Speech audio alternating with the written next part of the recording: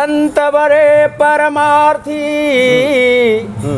भेष धरे अवधूत, राम नाम की माला फेरे भाग जाए यमदूत। हनुमान जी के जितने भी साधक हैं वो अष्ट सिद्धि और नौ निधियों के से संपन्न हो सकते हैं यदि हनुमान जी के की साधना करना जानते हैं।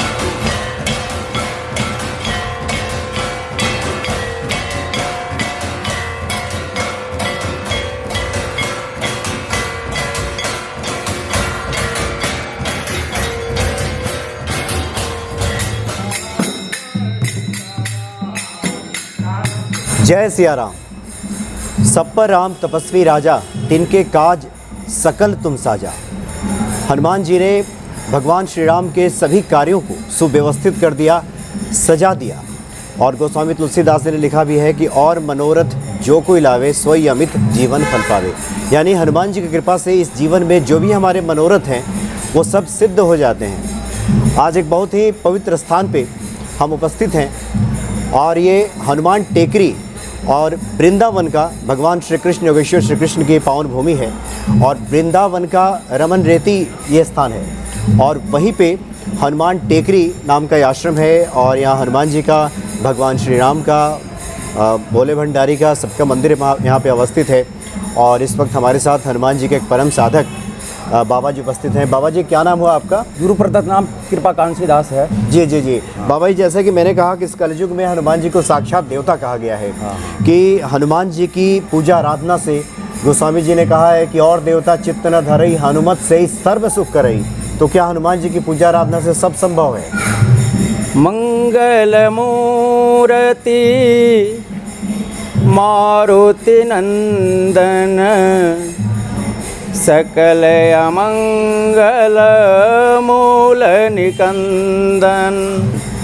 मंगल के मूर्ति हैं, मूर्त में तो आप समझ ही रहे हैं, माने उनका जो अवतार हुआ है हनुमान जी का अवतार। हालांकि प्रत्येक कल्प में उनके जितने भी अवतार हुए हैं भगवान श्री राम के कार्य के लिए हुए हैं, राक्षसी शक्तियों के विनाश के लिए हुए हैं, लेकिन उसका मुख्य ध्येय मंगल के लिए है। जी जी, मंगल कामना, मंगल के लिए। जी जी जी बिल्कुल। तो मंगल मूर्ति मारुति नंदन, सकल अमंगल मूल निकंदन। जितने भी हमारे अमंगल हैं यदि हम उनका ध्यान करते हैं, जप करते हैं, उनकी साधना करते हैं तो हमारे जितने अमंगल हैं वो नष्ट हो जाते हैं। अमंगल क्या है?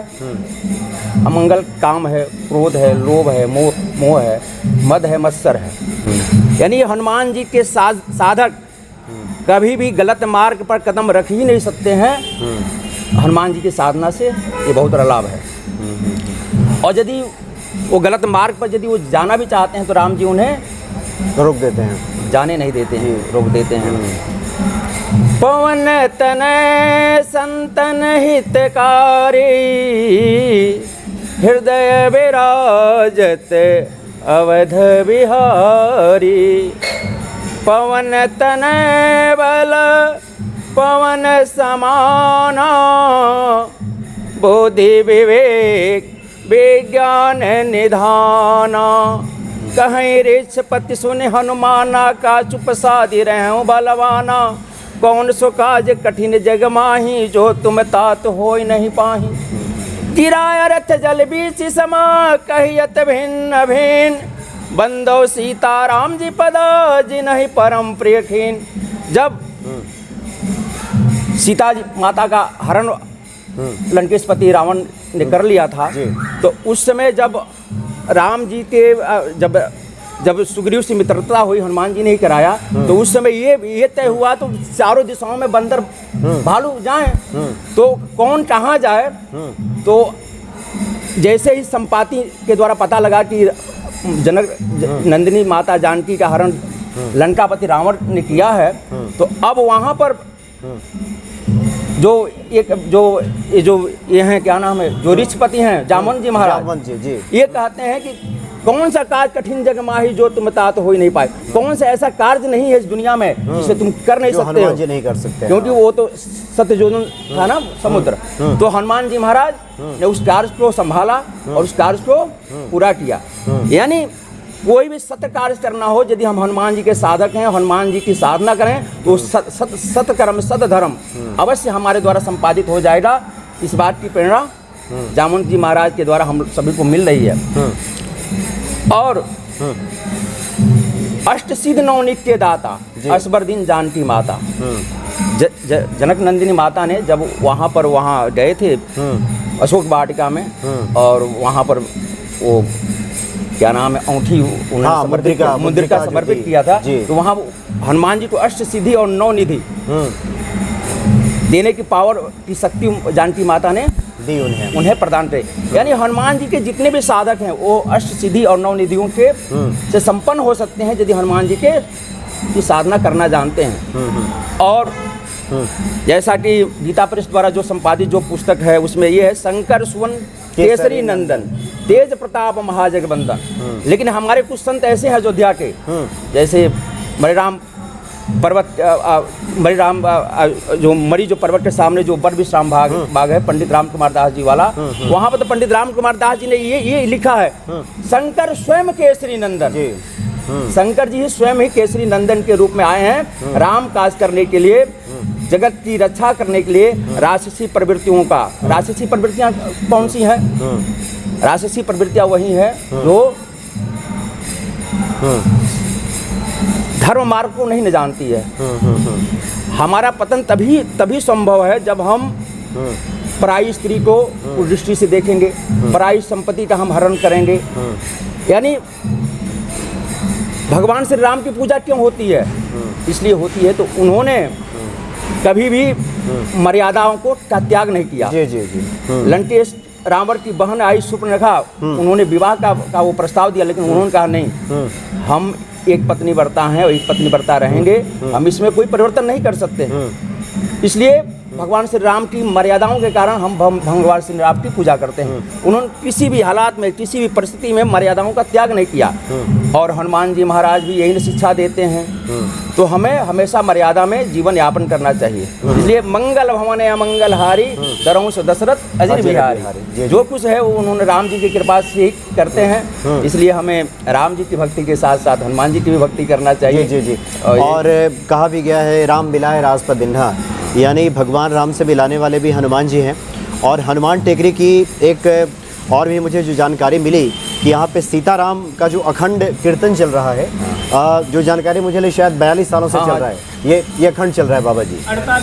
48 साल हो गए। 48 सालों से अभी जो तस्वीरें आप देख रहे हैं अंदर की, जहाँ राम दरबार हनुमान जी भी वहाँ पे विराजमान है, पिछले 48 सालों से अखंड ये सीताराम सीताराम का धुन वहाँ पे बज रहा है। कोई ना कोई वहाँ पे ये कीर्तन करते रहता है। जी। अच्छा बाबा जी, चूँकि तुलसीदास जी ने तो दो बार सुखों का जिक्र किया है, और देवता चित्त न धरी हनुमत से सर्व सुख करे और सब सुख लहे तुम्हारी शरण। यानी कि हनुमान जी की शरण में जाने के बाद सभी सुखों की प्राप्ति हो जाती है।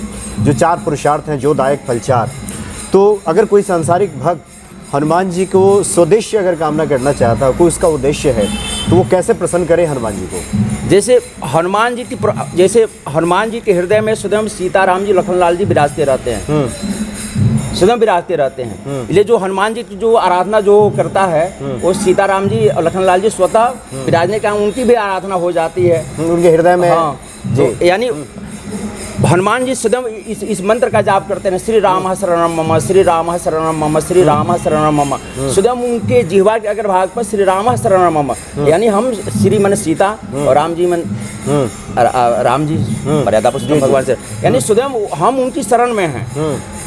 यानी जो उनकी शरण में, जो भगवान की शरण में है, वो अपने भक्तों का भी बेड़ा पार लगा सकता है। इसलिए हमारे यहाँ कहा गया है, गुरु गोविंद दो खरे काको लागो पाए, बलिहारी गुरु आपने गोविंद दियो बताए। हमारे यहाँ गुरु की महिमा इसलिए बहुत बड़ी रखी गई है। तो गुरु स्वयं भगवान के का ध्यान करते हैं, भगवान का जप करते हैं, तप करते हैं। इसलिए जो लोग गुरु की भी शरण में आते हैं उनकी भव बाधा पार हो जाती हैं, क्योंकि उनका जो गुरु है वो क्या है, भगवान की शरण में है। जी बिल्कुल, भगवान की शरण में है। इसलिए हनुमान जी भी स्वयं भगवान श्री राम की शरण में है। इसलिए जो हनुमान जी की साधना करेगा, राम जी की कृपा वैसी ही बनी रहेगी जिस तरह राम जी जी की साधना। अच्छा बाबा जी, चूँकि आप तो निरंतर साधना में लगे रहते हैं, सांसारिक लोगों की अपेक्षा जाहिर सी बात है, जो संन्यास्त हैं, जो सन्यासी हैं, जो साधु महात्मा हैं, वो निरंतर ईश्वर की कृपा का अनुभव भी करते हैं। भक्तों के लिए चूँकि कई बार होता है कि संतों का जो स्मरण है, जो उनका संस्मरण है, जो उनका अनुभव है, ये भक्तों के हृदय में भक्ति बढ़ाने वाली साबित होती है। कुछ ऐसा स्मरण आपको हो रहा हो, कुछ याद आ रहा हो, जो ऐसा लगा हो कि ये तो हनुमान जी की साक्षात कृपा हुई है, कुछ ऐसी घटना आपको याद आ रही है? देखिए, जगत है तो जगदीश है जी। इस जगत का कोई ऐसा कर्ण नहीं है जहाँ जगदीश ना हो। तो आप यहाँ आए हैं, ये भी तो हनुमान जी की कृपा ही है, तो आप हनुमान जी के पास आए हैं। तो दुनिया की इस जगत की कोई ऐसी घटना नहीं है जो ईश्वर द्वारा किसी न किसी प्रत्यक्ष या अप्रत्यक्ष रूप से संपादित न हो। तो सारी घटनाएं तो ईश्वरीय ही है। तो किस घटना का संस्मरण उन पर प्रस्तुत किया जाए, ये तो बहुत कठिन बात है। नहीं, आपको अपने इस यात्रा में साधना की यात्रा में कभी ऐसा लगा हो? वैसे तो जैसे कि मैंने कहा कि जो ईश्वर के भक्त हैं वो तो हर क्षण उस कृपा को अनुभव करते हैं, लेकिन कोई कुछ ऐसी घटना अगर आपको ध्यान में आ रही हो जो आप बताना चाहें? मैं ये घटना में बता रहा हूँ। जी जी। अयोध्या में जो श्री राम जन्मभूमि पर निर्माण कार्य चल रहा है, तो बहुत प्राचीन काल से उस पर आंदोलन चल रहा था। तो कुछ लोगों ने संसद में यहाँ तक कहा था कि यदि अयोध्या में राम मंदिर का निर्माण हुआ तो सड़कों पर लाशें पड़ जाएंगी, माने भयंकर दंगा होगा, फसाद होगा। लेकिन देखिए, हनुमान जी के एक बहुत बड़े भक्त, हम उनको राजनीतिक दृष्टि से नहीं मानते हैं, तो राजनीतिक दृष्टि से उनके समर्थक हो या ना हो अलग की बात है, लेकिन एक हनुमान जी के बहुत बड़े भक्त श्री नरेंद्र दामोदर दास जी मोदी हैं। उन्होंने चुटकी बजाते हुए राम जन्मभूमि के निर्माण का मार्ग प्रशस्त किया, और हनुमान जी की कृपा से पक्ष और विपक्ष सभी लोगों ने उसका सपोर्ट किया, और एक चिड़िया का बच्चा भी नहीं मरा। ये हनुमान जी की साक्षात कृपा मानी जाएगी प्रत्यक्ष रूप से। बिल्कुल बिल्कुल। बहुत बड़े साधक हैं श्री नरेंद्र दामोदर दास मोदी जी, हनुमान जी के बहुत बड़े साधक हैं। हम उनके बारे में जानते हैं। वहाँ ऋषिकेश में रामदास जी महाराज के उनके जो अनुज जो हैं वो आते रहते हैं। अच्छा। हाँ, तो हनुमान जी के बहुत बड़े साधक हैं, और हनुमान जी की साधना से ही उन्होंने राम जन्मभूमि मंदिर का निर्माण प्रशस्त कर दिया। बिना लाठी, बिना खड़र, बिना ढाल के सारा कार्य संपादित करवा दिया। जी जी। और जो आशंका जताई जा रही थी ऐसा कुछ नहीं हुआ? सब निर्मूल साबित हुई। अच्छा जी। बाबा जी, एक सवाल है जो मैं हमेशा पूछता हूँ साधु संतों से, क्योंकि जो एक आम संसारिक लोग हैं, कई बार साधना करते हैं, पूजा पाठ करते हैं, लेकिन घबरा जाते हैं बहुत जल्दी। तो कहते हैं कि मैं तो हनुमान चालीसा का पाठ कर रहा हूँ, न जाने हनुमान जी सुन नहीं रहे हैं, या फिर जो मेरा मनोरथ है वो पूरा नहीं हो रहा, और उनके उच्चाटन की स्थिति आ जाती है। ऐसे लोगों को क्या संदेश दे रहे हैं? देखिए, उच्चाटन की स्थिति नहीं आनी चाहिए। उच्चाटन की स्थिति उन लोगों को आती है जिनको भगवान पर विश्वास नहीं है। जिन पर भगवान का विश्वास नहीं है वही उच्चाटन। इस जगत का जो कोई ऐसा कार्य नहीं है जिसको ईश्वरीय शक्ति न संपादित करता हो। यदि कोई जैसे सबसे बड़ा पाप माना गया है आत्महत्या, वो इसलिए लोग आत्महत्या करते हैं कि हम अभी संसार में रहने के काबिल नहीं है, लेकिन वो उनसे बड़ा आत्मघाती कोई नहीं है। आत्महत्यारा का कभी भी उद्धार नहीं होता है। हमारे शास्त्रों में इतना वर्णन है, तो कई लाखों बरस तक उनको फिर से तिर्यक जोनियों में भ्रमण करना पड़ता है, भूत प्रेत बनना पड़ता है। उसके बाद से किसी संत की कृपा होती है, या कहीं ठाकुर जी का चरणामृत मिल जाए, किसी प्रेत जोनी में ठाकुर चरणामृत, उनसे मुक्ति हो सकती है। तो ऐसे लोग भगवान की शरण में जाएं। श्री राम शरण मम, श्री कृष्ण शरण मम, यानी जो नारायण का भक्त हो नारायण की शरण में जाए, श्री हरि शरणम, श्री राम कृष्ण इत्यादि नामों का जाप करते रहे। यदि वो नाम को यदि अपना लिया है तो किसी भी परिस्थिति में वो आत्महत्यारा नहीं बन सकता, वो कायरता का परिचय नहीं दे सकता, यानी कभी वो रण छोड़ नहीं बन सकता। यानी आत्मबल के धनी लोगों को हनुमान जी निश्चित तौर पर मदद भी करते हैं, और जिनका हनुमान जी पर अटूट विश्वास है, श्रद्धा है, और जो साधना है वो काफ़ी परिपक्व है, तो निश्चित तौर पर उसके मनोरथ भी पूर्ण होते हैं। बाबा जी, चूँकि आपकी बातें सुनने के बाद बहुत सारे भक्तों के मन में जिज्ञासा जग रही होगी कि बाबा जी के बारे में कुछ जाना जाए, कुछ अपने बारे में बताना चाहेंगे? आप कब से साधना में आए, कहाँ से आपने शुरुआत की, कैसे आपका मन रम गया इस साधना की तरफ? संत से निजी जीवन के विषय में सवाल नहीं न करना चाहिए। जी, अगर आप बताना चाहें, इसलिए मैंने तो कहा बता रहे हैं मैं। जी जी जी। निजी जीवन संत का कुछ नहीं होता है। संत बड़े परमार्थी, भेष धरे अवधूत, राम नाम की माला फेरे, भाग जाए यमदूत। संत का जो जीवन होता है परमार्थ के लिए होता है, उसका कोई अपना स्वार्थ नहीं होता है, अपने जीवन का कोई उसका ध्येय नहीं होता है। संसार का कैसे कल्याण हो, कैसे संसार सुखी हो, जैसे संसार धर्म मार्ग की ओर पादार्पण करे, इसी के लिए संत अपना जीवन जीता है। उसी श्रेणी में मैं भी प्रयास करता हूँ, ठाकुर जी की जैसी कृपा। यानी कि शुरुआती दौर से ही आपकी निष्ठा है हनुमान जी के प्रति होगी, ईश्वर के प्रति होगी, और आप इस साधना में लग गए। हाँ। ये हम मान सकते हैं। हाँ, जी जी जी जी जी धन्यवाद। जी बाबा जी, आपने काफ़ी अच्छी बातें बताई, और हम समझते हैं कि आपकी बातें निश्चित तौर पे भक्तों के हृदय में हनुमान जी के प्रति जो श्रद्धा है उसको मजबूत करने वाली साबित होगी, ऐसे हम उम्मीद करते हैं बाबा जी।